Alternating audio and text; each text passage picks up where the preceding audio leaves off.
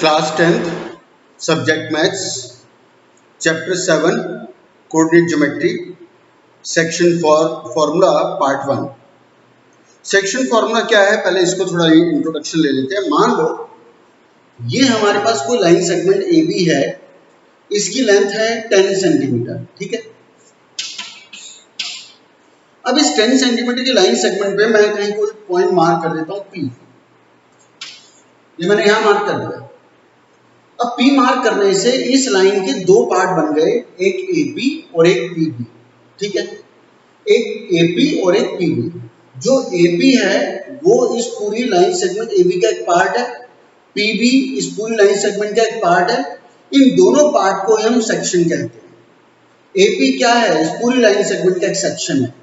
PB क्या है, इस पूरी लाइन सेगमेंट का एक सेक्शन है। नेक्स्ट, अब ये पूरी लाइन 10 सेंटीमीटर की थी और P हमने कुछ ऐसा मार्क किया कि मान लो ये आपका बच गया 4 सेंटीमीटर और ये आपका बच गया 6 सेंटीमीटर, ठीक है। ये लेंथ बची आपकी 4 सेंटीमीटर की और ये बची 6 सेंटीमीटर की, पूरा मिलाकर 10 हो गया। अब यहां पे जो AP था और ये जो PB था, अब मैं जरा इसका रेशियो लेता हूं। AP अपॉन PB 4/6 काट के आ गया 2/3। तो हमने ये देखा जो सेक्शन 4 सेंटीमीटर और 6 सेंटीमीटर का था, जब हमने उन सेक्शन की लेंथ की रेशियो निकाली तो वो 2:3 आ गया। तो इसका मतलब हम ये भी कह सकते हैं कि ये पूरी लाइन सेगमेंट जिसकी लेंथ 10 सेंटीमीटर थी वो 2:3 की रेशियो में डिवाइड हो गई, ठीक है ना। इसका मतलब अब ये हुआ कि वो पूरी लाइन सेगमेंट जिसकी अपनी लेंथ 10 सेंटीमीटर थी, जिसका एक सेक्शन 4 सेंटीमीटर का हुआ, जिसका एक सेक्शन 6 सेंटीमीटर का हुआ, वो पूरी लाइन 10 सेंटीमीटर की 2:3 की रेशियो में डिवाइड हो गई, ठीक। चलो एक बात। दूसरा, यहां पर जो अभी हमने रेशियो दिखाई 2:3, इस रेशियो को सेक्शन फॉर्मूला के अंदर डिनोट करते हैं M/N से। 2 हमारा एज ए M हो गया और 3 हमारा एज ए N हो गया। जो ये रेशियो 2:3 थी, इसको हम M/N इस रेशियो से डिनोट कर देंगे। अब मैं बात कर रहा हूं जो फॉर्मूला इसमें यूज होगा उसके कंटेंट्स को लेकर के, तो उस एग्जांपल से मैं इसको रिलेट कर रहा हूं। जो रेशियो 2:3 थी, उस रेशियो को हम इस चैप्टर में M/N से डिनोट करते हैं। नेक्स्ट, अब एक पॉइंट A है, इसका भी कोई ना कोई कोऑर्डिनेट होगा, वो मैं मान लेता हूं x1 y1। एक कोऑर्डिनेट वहां B है, उसके भी कोई पॉइंट मान लेता हूं, उसके हमने मान लिए x2 और y2, ठीक है। बची बात P की। P का भी कोई कोऑर्डिनेट होगा ही, पॉइंट है तो कोऑर्डिनेट तो होगा ही। इसके हम कोऑर्डिनेट ले लेते हैं x, y, क्योंकि P तो फ्लक्चुएटिंग है, कहीं भी हो सकता था, यहाँ भी कहीं भी हो सकता है। उसके हिसाब से रेशियो भी चेंज होता रहेगा, उसके हिसाब से पॉइंट भी चेंज होता रहेगा। ये हमारे दोनों फिक्स है। चलो, तो ये देखो इस लाइन सेगमेंट पर टोटल कितने पार्ट्स आ रहे हैं? टोटल 4 टाइप के कंटेंट हैं। एक A का कोऑर्डिनेट, दूसरा B का कोऑर्डिनेट, तीसरा P पॉइंट ऑफ इंटरसेक्शन जिसको कह सकते हैं, पॉइंट ऑफ इंटरसेक्शन। तीसरा वो पॉइंट ऑफ इंटरसेक्शन के अपने कोऑर्डिनेट। चौथा उस पॉइंट ऑफ इंटरसेक्शन की वजह से इस लाइन के जो दो सेक्शन बने थे उसका रेशियो M/N।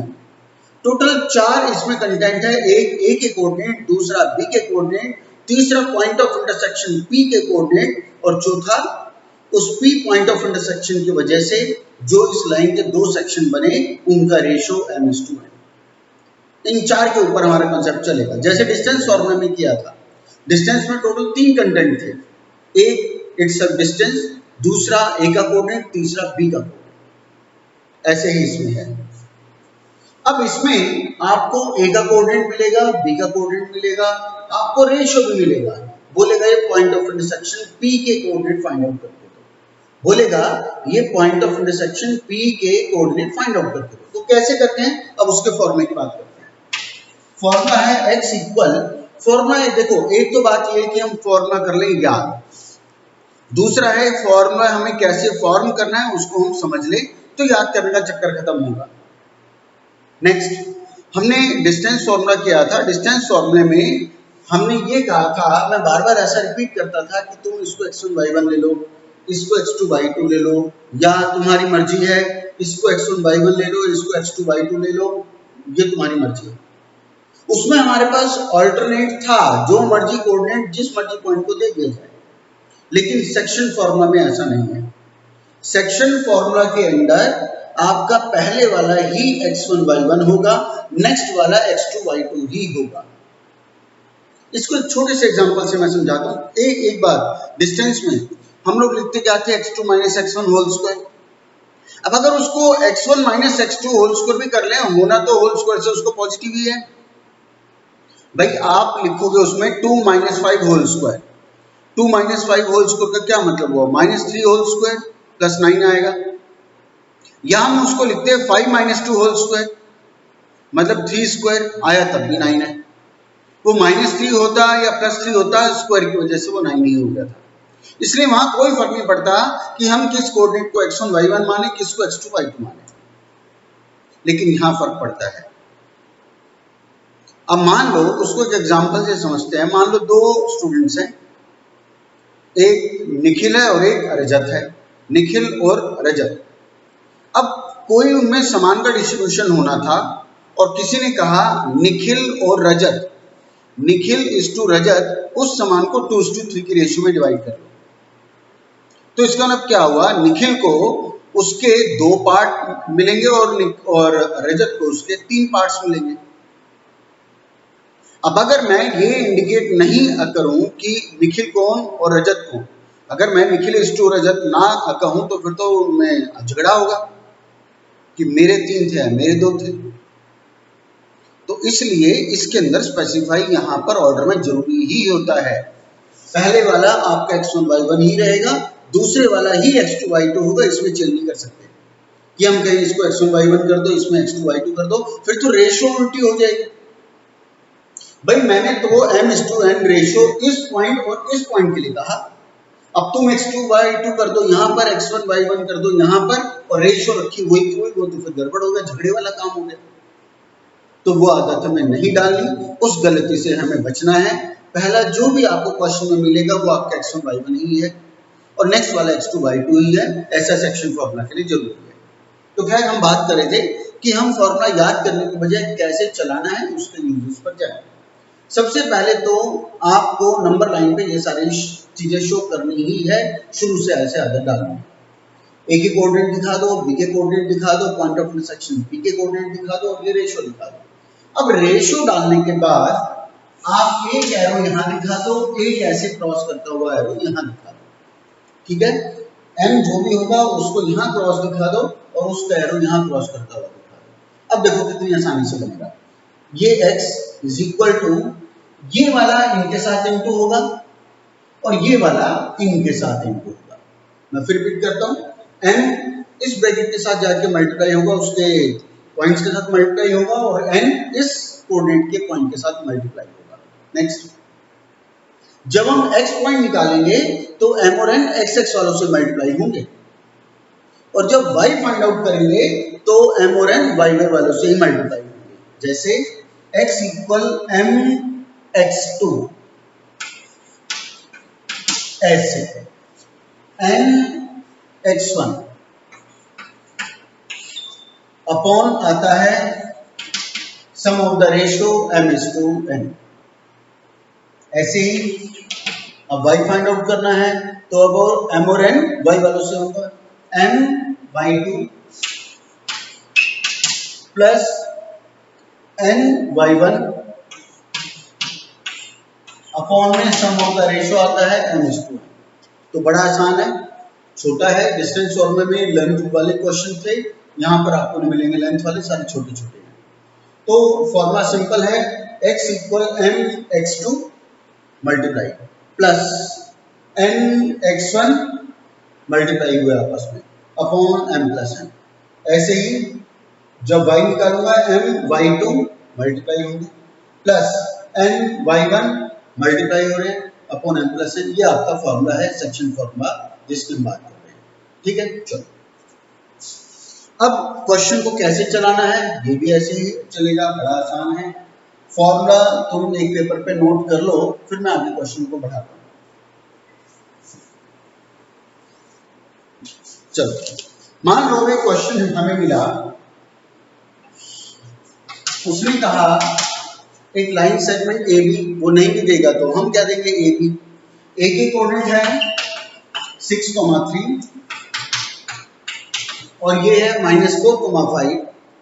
कहता है find the coordinate of P, find the coordinate of P which divide the line segment in the ratio 3:2, which divides the line segment A be in the ratio 3:2। तो P मैं कहीं भी mark कर देता हूं, मैंने यहां मार्क कर दिया, और रेशियो कितना दिया हुआ है 3:2, 3:2, ये मैंने मार्क कर दिया। अब ये सारा कर दिया, let the coordinate of P be x, y, ये आप लिखोगे, let the coordinate of P be x, y, इसको यहां एरो मारो, इसका यहां एरो मारो, ये आपको आदत डालनी है, और जब आप मुझे सॉल्यूशन भेजोगे तो वो एरोस और नंबर लाइन सारा बना हुआ होगा। चलो अब पहले x निकालते हैं, क्या था, पहले ये जाके इनटू होगा 3 इंटू -4 mx2 है ना, प्लस nx1, n गिरा और x1 गिरा, 2 into 3, 2 into 6, 2 into 6 nx1 upon m plus n, n क्या था 3, n क्या था 2। बस अब प्लस माइनस करके जो भी आएगा आंसर -12 + 12/5, 0/5, 0। लो जी x पॉइंट आ गया, x आ गया हमारा 0। y निकालते हैं, बड़ा आसान है ये भी। अब फिर वही वाला n/2 प्लस n/1, n गिरा और y1 गिरा, अपॉन में आता है m प्लस n, 3 + 2 रेशियो का सम, सिंप्लीफाई कर लो, 15 से 5, 21/5। बस क्वेश्चन खत्म। 2 मार्क्स का क्वेश्चन आता है, सस्ता, सुंदर और बिल्कुल टिकाऊ। अगर मुश्किल पेपर स्कूल में बनेगा तो इसको 1 मार्क्स भी दे सकते हैं, अदरवाइज 2 में तो आता ही है, नॉर्मल है, कोई खास बात नहीं है। आगे चलते हैं।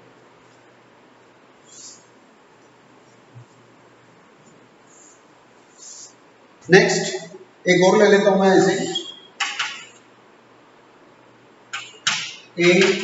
एक line segment A B whose coordinates are -1,3, 4, -7. Find the coordinate of point of intersection P which divide the line segment AB in the ratio 3:4। कहीं भी डाल लो, P मैंने यहाँ डाल दिया, रेशियो 3:4 हमें दी गई है। फिर लिखिए late the coordinate of P B x, y, number line बना दी, जो पॉइंट हमने डलवा दिए, रेशियो का एरो क्रॉस करना है, आधा डालनी है। अब पहले फाइंड आउट करता हूं x, क्या है mx2, पहले ये यहां जाके इनटू होगा mx2, 3 इंटू 4, बीच में plus n into this upon m plus n, ये हो गया 12 - 4/7, 8/7। Next y is equal to m/2, this into -7 plus 4 into 3 upon m plus n, जो भी होगा बात है, नॉर्मल है। नेक्स्ट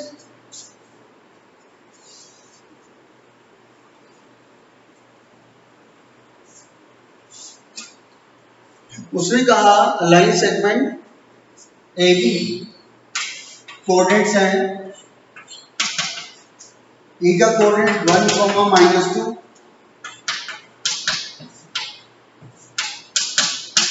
-3, 4। अब क्वेश्चन थोड़ा सा डिफरेंट कर रहा हूं।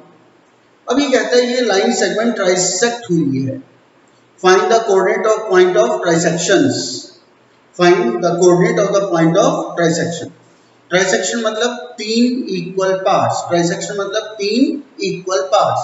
तो 3 पार्ट्स करते हैं इसके, एक यहाँ मार्क कर दिया, एक यहाँ, इसको नाम दिया P और इसको नाम दिया Q।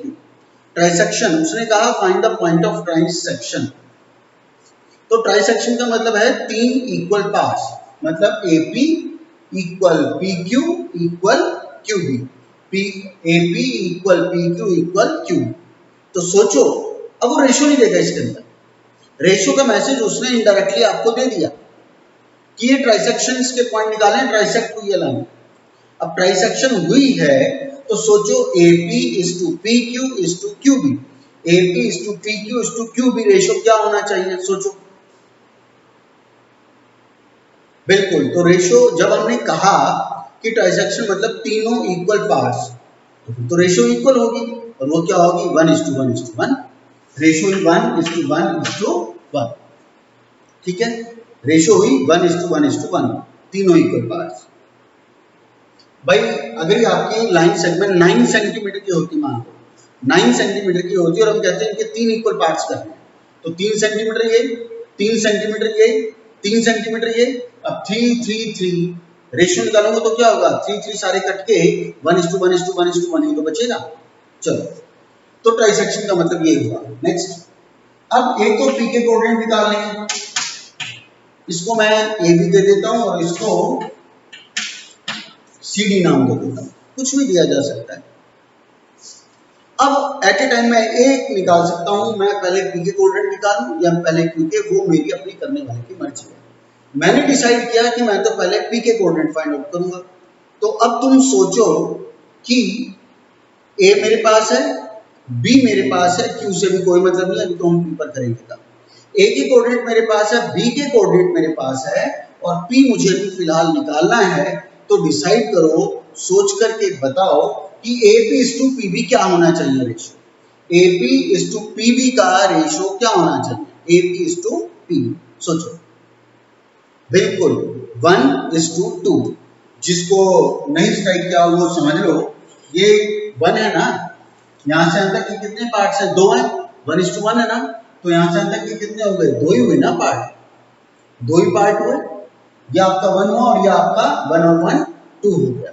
तो AP is to PB हम लिखेंगे उसको रख से, AP is to PB is equal to 1:2, 1:2। तो ये आपका 1 है और ये आपका यहां से यहां तक का 2 है। एरो लगाओ, ये भी 2 मार्क्स का क्वेश्चन है, एरो लगा लिए। अब इनके ऊपर चलेगा काम, P की बात करते हैं। A is equal to mx2, m आपका 1 है और x2 ये रहा, 1 × -3 बीच में प्लस आएगा, n x1 2 × 1 upon m plus n, plus minus करके वो आपका आंसर आएगा। अब b निकालता हूं, n/2 मल्टीप्लाई होगा ना, plus n/1 2 × -2 upon sum of the ratio 1 + 2, plus minus करके आंसर आ गया। आपको इस तरह की गलती से बचना है। देखो ये माइनस है तो माइनस यहाँ पर आएगा, वहां वो -3 तो माइनस आएगा, भूल मत जाना, हमें इस गलती से बचना है। तो इसी टाइप की गलती की वजह से हमारा आंसर गलत आ सकता है, तो वैसे कुछ खास है नहीं। या कुछ स्टूडेंट्स हो सकता है एक बार में स्ट्राइक नहीं हो पाता हो, तो कुछ स्टूडेंट्स करते क्या है, इसको यहीं से इंटू करा देंगे और इसको यहीं से इंटू करा देंगे, इसको यहीं से इंटू करा देंगे और उसको वहीं से। ऐसा तो होता ही नहीं है इसमें सेक्शन में, ये वाला वहां जाके इंटू होता और ये वाला यहाँ जाके, इस बात को याद रखना बस। तो ये आ गए, पी के कोऑर्डिनेट आ गए। चलो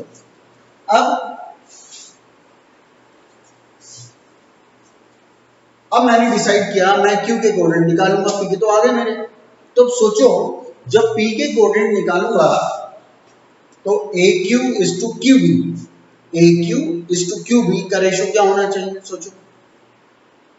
बिल्कुल 1 और 1 2 और वो 1, तो AQ is to QB ratio क्या हुआ, 2:1, 2:1। वही एरो जाएंगे। जब C के कोऑर्डिनेट निकालूंगा तो C is equal to mx2 2 × -3 बीच में plus n x1 1 into 1 upon sum of the ratio 2 plus 1। जब d फाइंड आउट करूंगा तो m by 2 into 4 बीच में plus n by 1 into -2 upon में सम ऑफ रेशो 2 plus 1। आपका जो भी था वो आंसर आ गया। ओवर। नेक्स्ट, जैसे ये लाइन सेगमेंट ट्राइसेक्टेड थी, 3 इक्वल पार्ट्स थे, ऐसे तो और भी आ सकते हैं। अब ऐसे आ सकता है आपको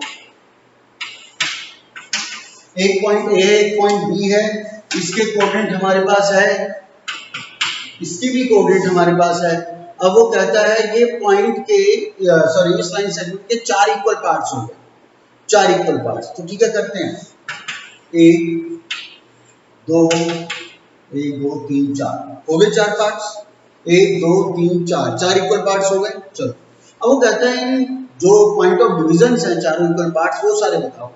आपको पी के कोऑर्डिनेट भी बताने हैं, क्यू के कोऑर्डिनेट भी बताने हैं, आर के कोऑर्डिनेट्स भी बताने हैं, इसके कोऑर्डिनेट ए भी मान लो, इसके सी डी मान लो, इसके ई एफ मान लो, जो मर्जी मान लो। चलो अब ये 4 इक्वल पार्ट्स हैं, तो पहले तो ये सोचेंगे इनका रेशियो क्या होगा। A P is to P Q is to Q R is to R B. क्या होना चाहिए रेशियो? बिल्कुल 1:1:1:1 1:1:1:1। ठीक है ना। चलो अब ए और बी तो मेरे पास है, 2 कॉर्नर तो चाहिए मुझे। मैंने अब डिसाइड करना है मैं पहले कौन से कोऑर्डिनेट निकालूं। मैंने डिसाइड किया मैं पहले पी के कोऑर्डिनेट निकालूंगा। पी के कोऑर्डिनेट निकालेंगे तो ए और बी है मेरे पास, तो उसी के हिसाब से रेशियो देखेंगे। तो A P is to P B, A P is to P B क्या रेशियो होना चाहिए? बिल्कुल यहां से तक 1 है और यहाँ 1 2 3 1:3 का रेशियो चलेगा। m:n 1:3 हुआ, फिर वही वैसे आप निकालो। चलो पी हमारा आ गया। अब मैं क्यू के कोऑर्डिनेट निकालना चाहता हूँ। क्यू के लिए क्या रेशियो होना चाहिए? ए और बी है मेरे पास, तो A Q is to Q B क्या रेशियो होना चाहिए? बिल्कुल 1 और 1 2, 1 और 1 2, रेशियो क्या हुआ? 2:2। रेशियो क्या हुआ? 2:2। अब 2:2 का भी और क्या मतलब है? ये भी 1:1 ही तो है भाई, क्योंकि ये सीधा सीधा फिर तो मिड पॉइंट हो गया। अब तो क्योंकि 2 यूनिट वहां से 2 यूनिट यहाँ पर है, तो फिर तो मिड पॉइंट ही हो गया। तो इसलिए रेशियो इसका भी 1:1 रहा, या 2:2 ले लो, वो हमारी मर्जी है। चलो ये भी आ गया। अब मैं पॉइंट आर फाइंड आउट करना चाहता हूं, तो आर के लिए क्या रेशियो होना चाहिए? बिल्कुल 1 2 3 3:1। ठीक है, तो इस तरह से खैर 4 इक्वल पार्ट्स से ऊपर जाता नहीं है एग्जामिनर, मोस्टली तो 3 पार्ट्स में देता है, वो ट्राइसेक्शन का 4 इक्वल पार्ट्स का देते नहीं है। फिर भी कर रहे हैं तो पता होना चाहिए। 5 इक्वल पार्ट भी हो सकते हैं, कितने भी हो सकते हैं, मेन जो कंसेप्ट थी वो ये है। एग्जाम में वैसे ट्राइसेक्शन से ऊपर क्वेश्चन नहीं आता।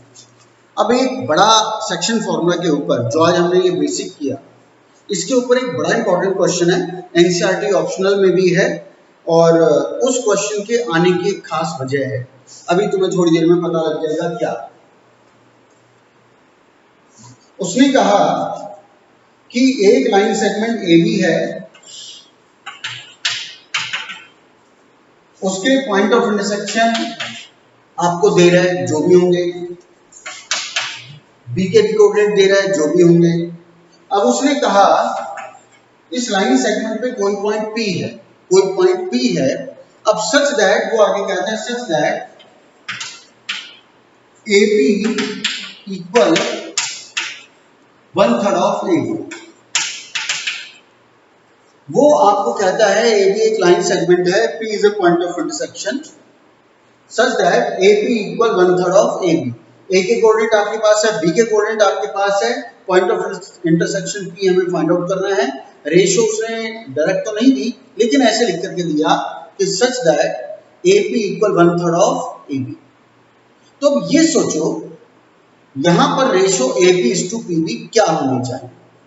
सोचो A P is to P B क्या रेशियो होना चाहिए? अब मुझसे सुनो, तुमने जो भी सोचा हो, जो मैं बताऊंगा उसको ईमानदारी से एक्सेप्ट करना कि हमने गलत सोचा या सही सोचा। देखो AP इक्वल 1/3 ऑफ AB है यहाँ पर। मैं इस AB को फिलहाल AP के नीचे लेकर के आता हूँ, 1/3। ये मैं समझाने के लिए बता रहा हूँ, ऐसा करके आपको एग्जाम में दिखाना बिल्कुल जरूरी नहीं है। लास्ट में तो फिर से मैं सीधा उसी पार्ट के ऊपर करूंगा स्टेट। फिलहाल क्यों हुआ, किस लिए हो रहा है वो मैं समझा रहा हूँ। AB इसके नीचे आ गया। अब देखो AP by AB is equal to 1/3 ratio है ये। अब AP1 इसको मैं ले लूं 1x, ठीक है। AB ले लूं मैं 3x, ठीक है। अब ये देखो ये AB है ना, AB मेरा 1x हो गया और AB हमारा 3x हो गया। ट्रिग्नोमेट्रिक रेशियो में भी तो मैंने यही चीज समझाया था कि रेशियो एक्चुअल साइज नहीं है, किसी से तो मल्टीप्लाई हुआ होगा, तो वहां पे मैं ये 1x 2x ऐसे लगवाया करता था। तो खैर ये 1 यानी कि इसको 1x ले लिया और इसको मैंने AB था इसको पूरा 3x ले लिया। अब तुम्हारे सामने देखो पिक्चर क्लियर है, A से B तक पूरा 3x है, A से B तक अपने आप में 1x है, तो PB कितना बचा, 2x बचा। PB कितना बचा है, 2x। भाई पूरा 3 था, ये 1 है तो ये 2x ही तो बचा।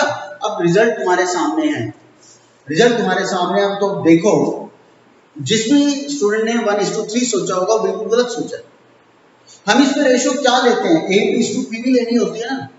AP/AB पार्ट अपॉन फुल का रेशियो थोड़ी ना वो क्या लेना होता है सेक्शन फॉर्मूला में, पार्ट ही लेना होता है। तो हमें तो रेशियो AP/PB चाहिए था, उसमें AP/AB दिया पार्ट अपॉन फुल, उससे हमारा क्या मतलब है, हमें तो ऐसे चाहिए था AP/PB और वो क्या आया 1:2। इसीलिए ये इंपॉर्टेंट, मतलब इस टाइप का क्वेश्चन इंपॉर्टेंट है। और एग्जाम में जब भी 2 मार्क्स का डायरेक्ट सेक्शन फॉर्मूला के ऊपर क्वेश्चन आता है कि आपको A B दोनों कोऑर्डिनेट देगा, रेशियो आपको ऐसी फॉर्म में देगा, इसलिए ये टाइप इंपॉर्टेंट है। क्वेश्चन सब कुछ वही है, टाइप इंपॉर्टेंट है। हमारे में से मैक्सिमम स्टूडेंट जो मैं भी हर साल देखता हूँ, मैक्सिमम स्टूडेंट्स यही काम करते हैं, क्योंकि ये रेशियो देखने की पढ़ने की हमें यही आदत पड़ गई होती है। हम जो मर्जी रेफरेंस बुक खोलेंगे, जो मर्जी क्वेश्चन बैंक खोल लें, 50 क्वेश्चन अगर सेक्शन फॉर्मूला के ऊपर होंगे तो मुश्किल से 1 या मैक्सिमम 2 क्वेश्चन मिलेंगे जहां इस टाइप से रेशियो देगा। बाकी 48 49 क्वेश्चन तो सारे के सारे नॉर्मल रेशियो में दिए होते हैं। तो इस तरह की गलती जब हमसे एग्जाम में होती है तो वो इसलिए नहीं होती कि हमें मालूम नहीं था, मालूम था, पता था। अब क्योंकि वो चीज हमारी हैबिट में नहीं आ पाई, इसलिए हमने उसको 1:3 पढ़ लिया, उसके हिसाब से रेशियो दे दिया, उसी हिसाब से आंसर दे दिया। तो इस तरह की गलती हमारे ना पता होने की वजह से नहीं होती, इस तरह की गलती हमारी हैबिट की वजह से होती है। और वो हैबिट हमारी रेफरेंस बुक्स, हमारी प्रैक्टिस हमें डलवाती है। तो इस चीज को ध्यान रखेंगे तो अच्छा है। अगर इसके ऊपर बहुत ज्यादा हमें प्रैक्टिस नहीं मिलेगी, फिर भी मैं जो अपने टेस्ट लेता हूँ, जब मैं कोऑर्डिनेट ज्योमेट्री का टेस्ट कंडक्ट करता हूँ, मेरी कोशिश होती है कि हर टेस्ट में एक ऐसे इनडायरेक्ट रेशियो दूं जिसे 2 बार 3 बार 10 बार 15 बार अगर आप इसको देखोगे तो कभी ना कभी तो हमारे दिमाग पे सेट हो ही जाएगा। अदरवाइज 99-98% तो हमें नॉर्मल रेशियो पढ़ने की आदत होती है, उसी फ्लो में हम इसको भी पढ़ लेते हैं और हमसे गलती अनजाने में होती है, हैबिट की वजह से होती है। तो हमें इस चीज से बचना है। ऐसा क्वेश्चन जब मैं सेक्शन फॉर्मूला का दूंगा, ऐसा क्वेश्चन जरूर दूंगा जिससे तुम्हें कभी ना कभी वो चीज तुम्हारी हैबिट में आए, वो चीज याद हो। तो जितना हमने आज किया बिल्कुल आसान है, 10 से 15 मिनट का क्वेश्चन मैं भेजूंगा, कोई खास बात नहीं है। धन्यवाद।